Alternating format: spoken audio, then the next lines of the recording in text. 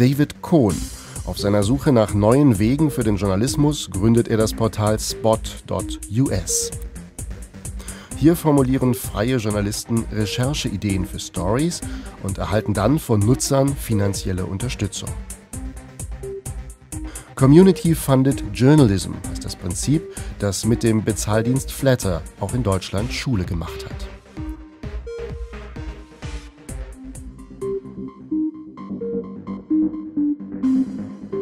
I love this question. I actually ask this question to people all the time too, because I had this question with a journalism professor one time, and he was like, well, let's define journalism. And you know, if you look it up in the encyclopedia or the dictionary, it's actually somewhat of a cyclical definition. It says, you know, journalism is something that is produced in periodical journals, right? Or it is produced by journalists. That doesn't define it.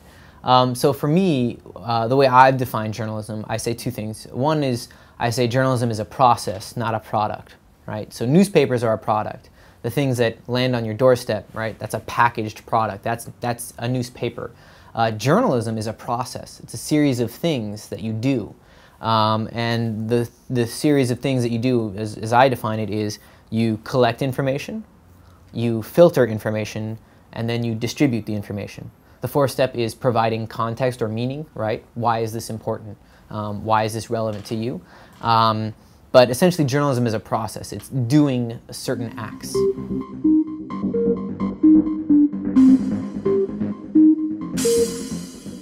Sure. So my background is I used to be a tech reporter. I started out actually at Wired, on the website for Wired, which is where Chris Anderson is the editor-in-chief. So I did a lot of tech and science reporting. And during all that, I kept thinking, well, how does this technology change the actual journalism, the process of journalism that I'm doing? From there, I ended up going to Columbia Journalism Review and sort of doing some media criticism, and actually went to Columbia to get my master's degree in journalism. The whole time, though, I started working more and more in participatory journalism, or citizen journalism, or whatever you want to call it, really, but just sort of breaking down the barriers between you know, what is traditionally done inside a newsroom and closed off, and opening it up to everybody. And my career has since really been dedicated to the concept that journalism should be participatory, and it should be you know, something that is collaborative. You know, before I got into journalism, I went to UC Berkeley, and I was a philosophy major and rhetoric. It was actually while working on my undergraduate philosophy journal that I got into journalism, sort of by accident.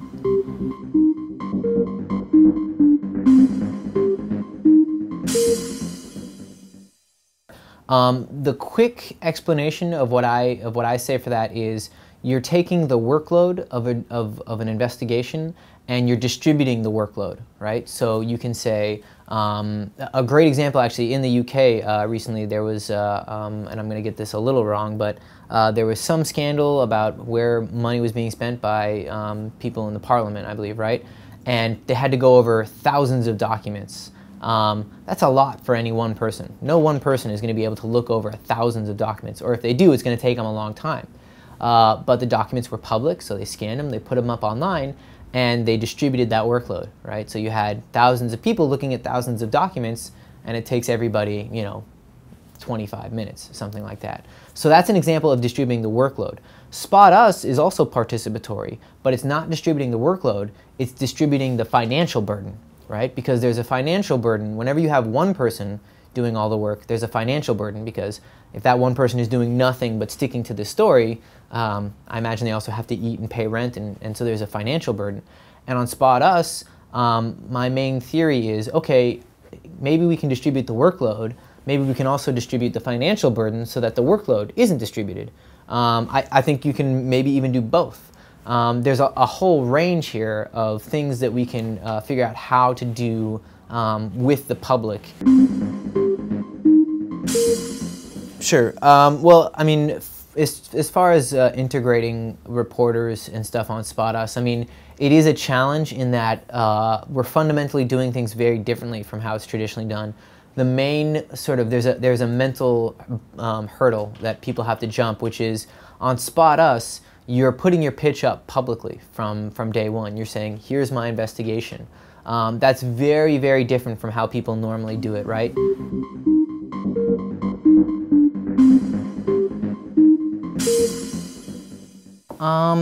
What I say is that nonprofit journalism is part of the future, but not the future. So an analogy I've been using lately is that, like, journalists are awash at sea, and there's a lot of different logs floating around, and it's a mistake to grab one log and think that we're safe. What we really need, if a news organization wants to survive, I think they need a piece of string, and they need to be able to tie a bunch of logs together. I think what Spot Us is doing is one of those logs. But I never try and tell anybody that it's going to save journalism or that we can sustain an entire news organization. What we can do, I am convinced though, is we could accommodate 10% to 30% of a news organization's revenue.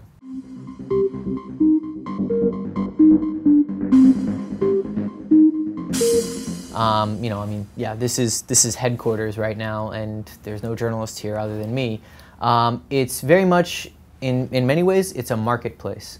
So we're creating a marketplace where freelance journalists and news organizations and community members can come and meet online to determine and set a news agenda. Normally the news agenda is set in newsrooms with only people who are in that newsroom. Our idea is to say anybody can set the news agenda by coming to Spot Us, right? Anybody can come to Spot Us if you have internet connection, and help set the editorial agenda for freelancers who are partaking in the site.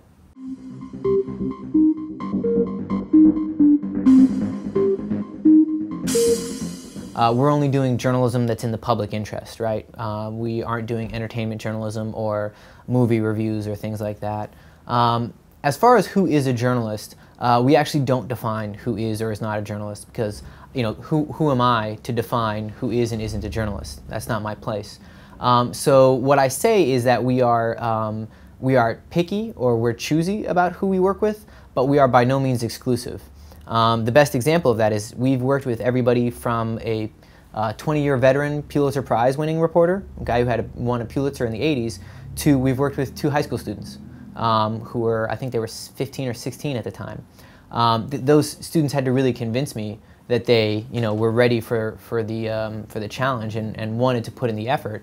But they did. They created a little bit of a teaser for their story first and convinced me that they were ready to take it all the way, and they did.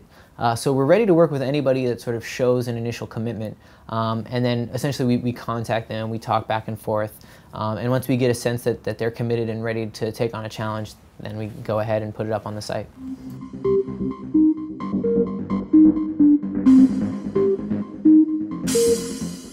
One of my most commented blog posts was actually about this, and I went to Columbia Journalism School. That's where I got my master's. I worked for Jay Rosen, an NYU journalism professor, and I worked for Jeff Jarvis at the City University of New York, and also I'm good friends with Geneva at USC. So I find the predicament of journalism schools really interesting, because something that we say right now in journalism is that journalism will survive the death of its institutions, right? So the idea is you have these news organizations, those are the institutions, and they're dying. Journalism will survive. But there are certain institutions that are sheltered from the economic realities of the world, journalism schools. That means that they have a higher, what's the word I'm looking for? They have more responsibility. They have more responsibility to shoulder some of the future of journalism, and they have to drastically rethink themselves too, which they're doing. Most of the journalism schools that I know of are radically rethinking how they're going to teach journalism. I don't know the answer. I don't think anybody does, which is why it's probably both, just like it is in the professional world, exciting and scary to be trying to figure that out. But it has to be figured out. How do you teach the future of journalism? I think a big part of it is teaching people to be independent, like I have been, which wasn't necessarily part of my journalism training at Columbia at the time. Maybe now it is. I know that they have an entrepreneurship program. In this box, actually, which I usually keep right here, this has all of the administrative stuff, the bookkeeping. So for example, This one is, these are all the invoices of reporters that we've paid in the last 9 months, which is not bad. These are all represent reporters that have sent us invoices for reporting work that they've done. The others are sort of either contractors. This is money in, money out, other things. This is the actual checkbook.